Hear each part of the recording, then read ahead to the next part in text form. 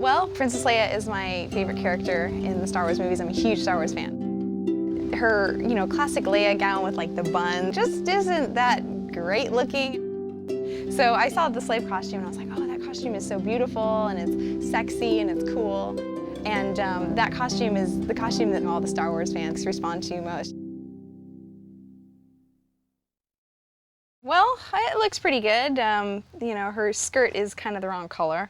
And it doesn't look that great. They probably should have used some fabric instead of plastic for her skirt. But she's got the chain, that's pretty cool.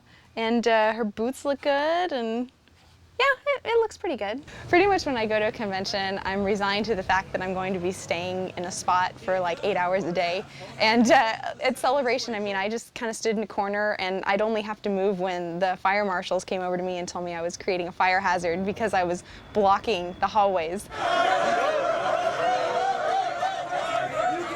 I have a lot of guys that come up to me at conventions and, try to hit on me, and I just tell them, that we don't have phone numbers in space, or when my boyfriend gets out of carbonite, he'll want to, hook up with me. You don't necessarily want to hook up with a guy that's slobbering over you at a convention because you're dressed as Slave Leia. But, people just grew up, and when they saw Slave Leia for the first time, it was, they were at that special age where it was like kind of a sexual awakening, It's actually made out of like plastics and resin, and the top is made out of rubber, so it's not technically metal. I had it custom made by a prop maker, and she just kind of took my measurements and made a mold, and she did a really great job. It takes me actually a long time to get into it.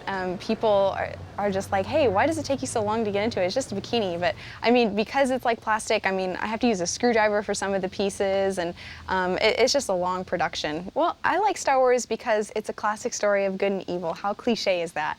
But really, there are so many elements in Star Wars. It's just mythology, or just the special effects. Wow, cool, look at those lightsabers. Now that Star Wars is over, it was really sad when Episode 3 came out because we were so excited for the movie, but at the same time, we were so sad that Star Wars was going to be over. But, Star Wars is never going to be over. The fans will always keep that spirit alive. There will always be things to do. They're coming out with a TV series, there's books. If you're a Star Wars fan, you can find a way to keep it alive. Just because Episode 3 is over doesn't mean that Star Wars is over.